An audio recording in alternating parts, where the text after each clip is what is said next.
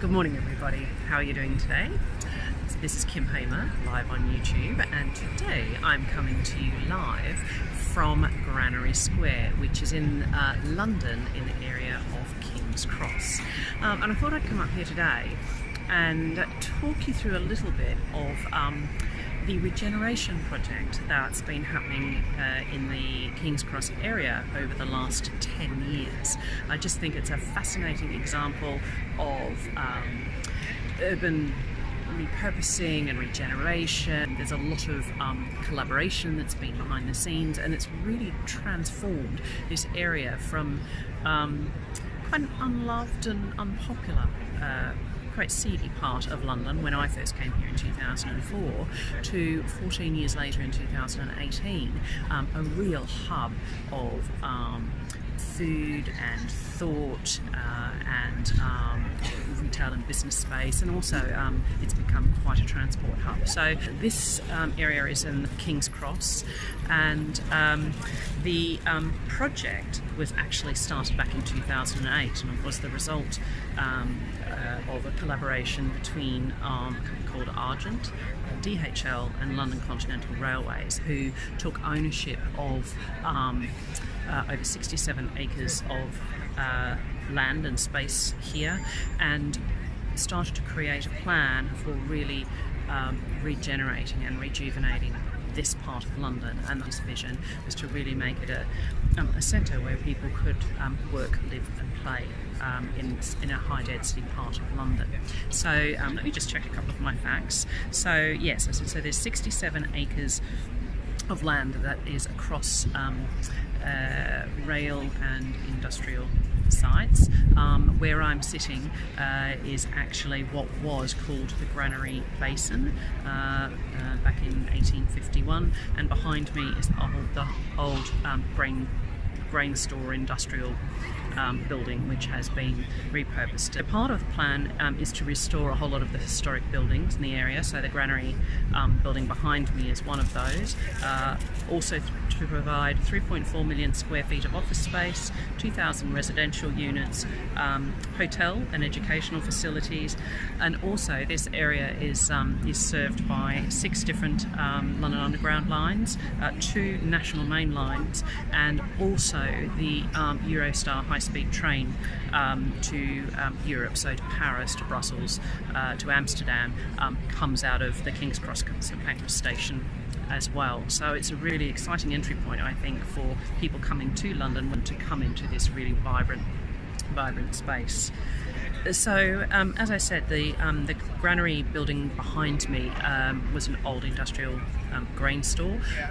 What's gone in there is there's a Waitrose, there's a number of restaurants. So the grain store and Dishoom are really sort of well-known and popular restaurants here in London. There's a Canteen restaurant, so that's a chain in London, you know, quite a nice one. So this is a great place to come and eat, and there's lots of other restaurants around in this area. A little bit further down towards King's Cross Station, there's the German Gymnasium, Ranger and Company, and also the old Great Northern Hotel, which was attached to King's Cross Station and has been completely refurbished and created as a destination. So this is the area directly outside King's Cross Station. We're swinging around, and right in front of you, you see St Pancras International Station. This is the old German Gymnasium. I've just had breakfast there with a colleague. This is Granger & Co, another favourite of mine here. Fantastic dinners, fantastic breakfasts. The main tenant that drove a lot of this development in the grain store was the University of the Arts, so London Central St Martin's School, and they're the main tenant in the Granary building behind me. So it's really created the vibe, I think, of this part of London. It's set the tone, so it's creative, it's forward-thinking, quite quirky, and really creating this King's Cross area as a mecca of forward-thinking businesses. So the Guardian newspaper offices are up here. Google announced that they would be moving here, so they announced that back in 2013, and the likes of Louis Vuitton, Universal Music are here.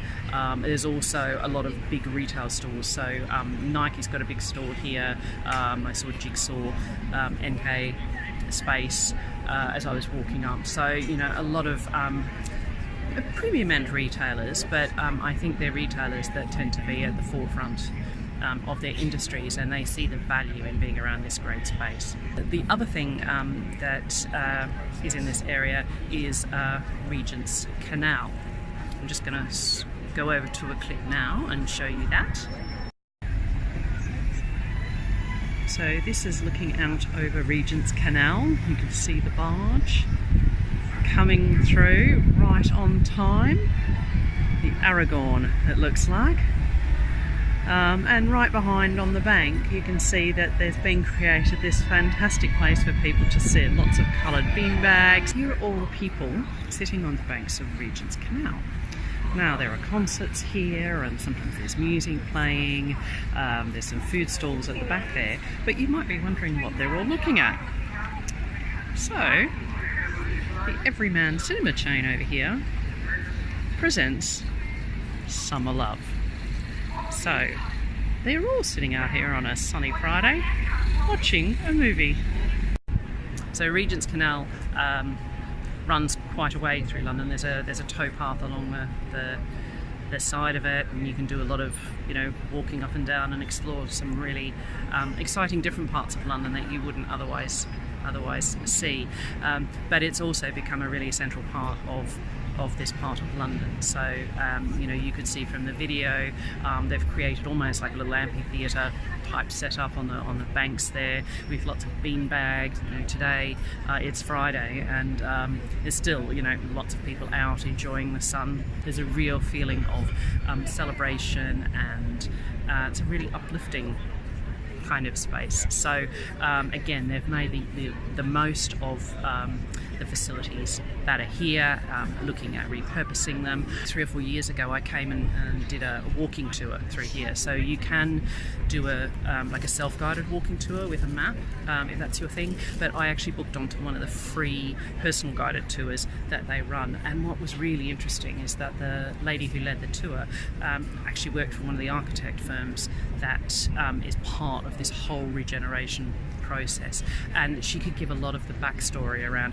how all the partnerships worked, and why this has worked so well, and why the collaboration across all those different parties has worked so well, because this really is a really dynamic space, but it's also very mixed use. And there was a lot of controversy when there was the first proposals that went in to regenerate it. I mean, as with all things that change, people have a lot of opinions, so there's been quite a process of creating the vision. So the whole area is due for completion in 2020, so not far away now, only a couple of years left to go. I can't imagine what it will look like in another couple of years. It's just become a completely transformed space.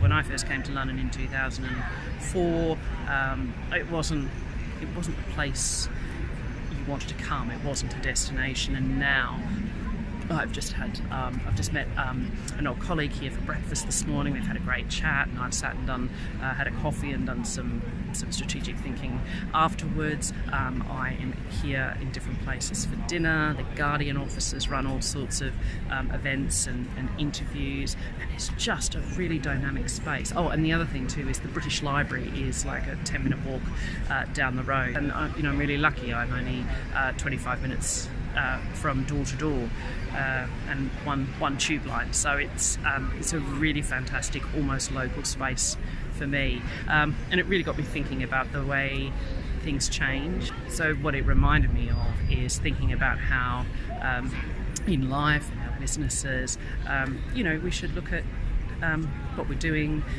What do we need to repurpose? Are we excited? Are we thrilled by what we're doing? If we're not, what things are already there that we can tweak, like the Regent's Canal? How can we repurpose things?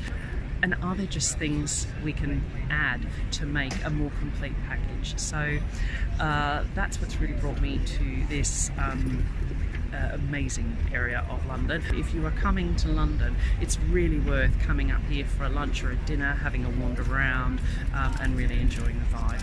I am going to finish there on this gorgeous sunny Friday in London.